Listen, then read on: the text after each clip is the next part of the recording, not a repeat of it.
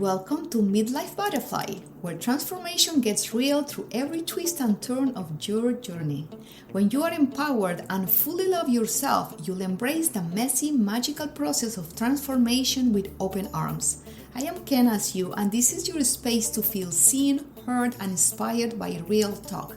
So you don't just create a life you love, you live it every single day with unapologetic joy and freedom.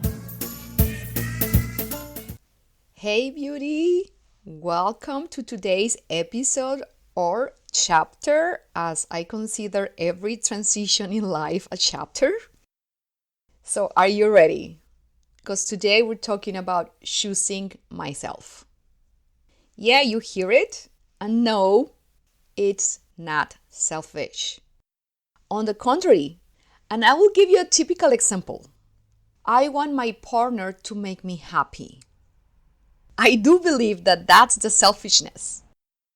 Because why would you give the responsibility to another person to make you happy when this responsibility corresponds to you and it really comes from within?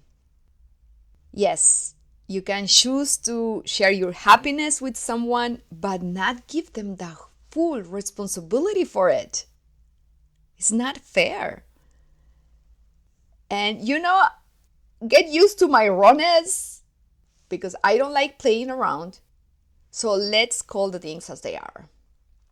And while I have chosen myself many times during my life, this time I want to talk about one of the toughest decisions I ever made in my life. Remember, I talked on my previous episode about questioning all my life? Well, my marriage was probably the number one question. Am I happy in this marriage? And after reflecting about it, we didn't fight. We had nice jobs and salaries. We lived pretty well. And at the same time, we stopped spending time together to create moments and memories. We didn't have a project as a couple anymore. So to answer the question, it was a no. The marriage really became like a blah, so plain. And even when this happened during COVID, I do believe that this situation just kind of sped up the process. When we finally had a deep conversation, and a couple of weeks after we took the time to reflect during these 2 weeks, and then we talk again, I decided to leave. And I gotta say that I was glad that we were on the same page, because he was also thinking about getting separated. And this helped to do things easier, but not less painful. Within 2 weeks after the separation, I realized that I was better off, and it was the same for him, which I think is good. Even we realized we actually love each other more than we thought. We knew that we were better apart. I chose myself and left a 10-year relationship. And by doing so, I chose to go deeper into my healing process. I was already on the path. So I was like, okay, I have the time.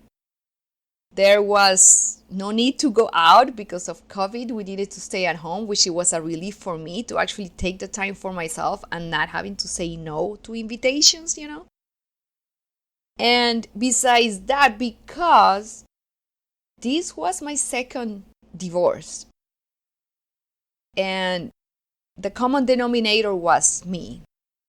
So I was not going to give that responsibility to another person to provide the love or make me happy. Not anymore.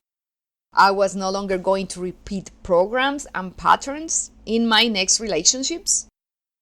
And I was not longer going to continue with beliefs and patterns and programs that no longer serve me. So I really went deep into digging into that.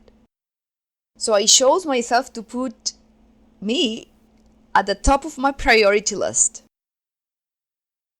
And I started to take care of myself like never before. My morning routines ended at noon sometimes. Yoga, meditation, and journaling were the catalyst to heal myself, together with a lot of mindset. And yes, I continued to question everything. I continued to eat healthy foods and took rest when needed. Because, I was also going through grief. I took the time to grieve. I also hired a holistic dermatologist to take better care of my face and help me introduce new intentional habits. I invested myself $10,000 US dollars for a program for the first time in my life. Again, I was full in. And I even took this program twice. This is the Temple Body Arts School from Sophia Tom. And this was actually a huge leap of self-worth. I also changed my vocabulary, so my inner critic shushed more and more. Or at least start talking nicer. Because, oh my God, we can be our worst enemy. We say things to ourselves that we would even tell anyone else. And I can continue with this list, really. But my point is that I chose myself by taking care of myself at any level. Really. Like physical, emotional, psychological, mentally. Like really, I went deep. And you know what was the most magical thing? That it happened by choosing myself and being myself on the top of the list. I found the love of my life. Yes, myself. I learned to love myself fully and truly for the first time. And yes, once I became my best friend by taking care of myself and reconnecting to self-love. That love that is within us, that is within you, is hidden under many layers of programming and conditioning. Imagine, like, for me, like over 4 decades, of peeling layers. And it was not easy. It was a lot of self-reflection, introspection, and again, using new vocabulary to treat myself as my best friend. And I think, I know, this was the main shift for me to start loving myself. Because if you think about it, when you meet someone and you start treating each other and the relationship grows, then you see the flaws and the virtues of the person.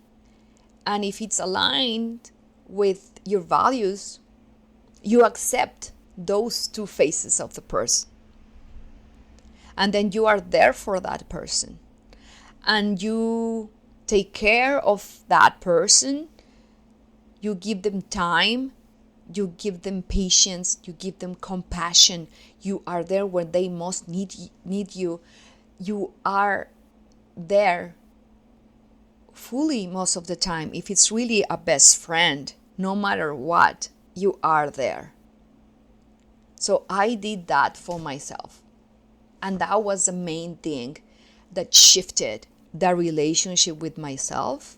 And it was really the gateway for self-love. And of course, I'm still peeling layers. This is part of the human experience. But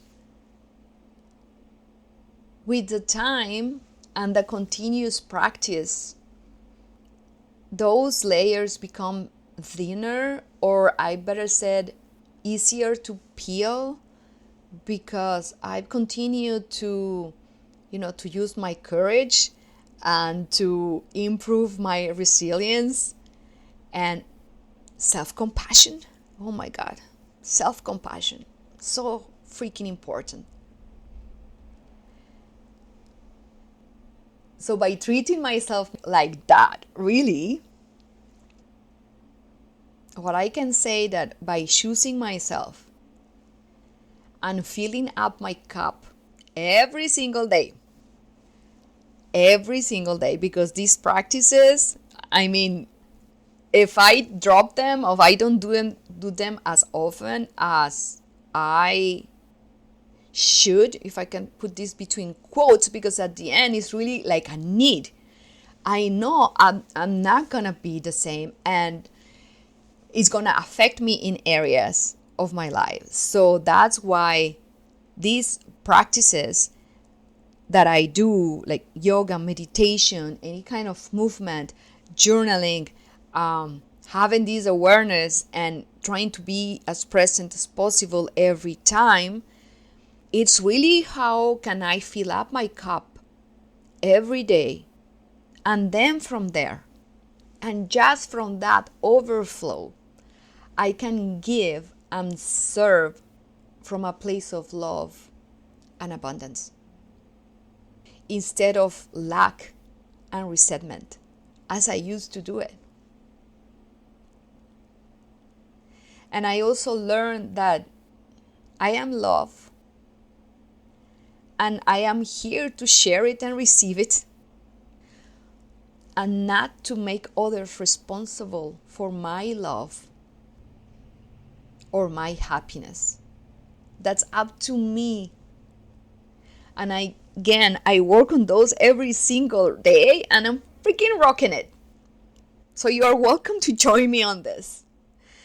Because after almost 5 years since I separated, I was in one relationship for about 6 months.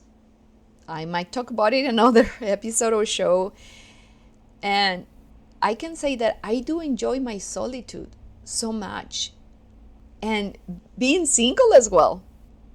And I know and I trust that whenever it's time, my next soul partner will arrive.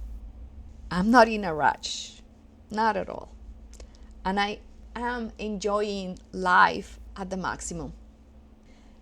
Like at this very moment when you're listening to this, when I recording this, I'm in Mexico, I'm visiting my family, and I will travel around as a digital nomad, because that's the lifestyle that I keep building. And I can say that thanks to the toughest decision I ever made, by choosing myself and leaving that 10-year relationship despite the amazing amount of love that we have for each other, I feel free now at any level. And that's because I chose myself and I prioritized my healing until I got into alignment in body, mind, and soul.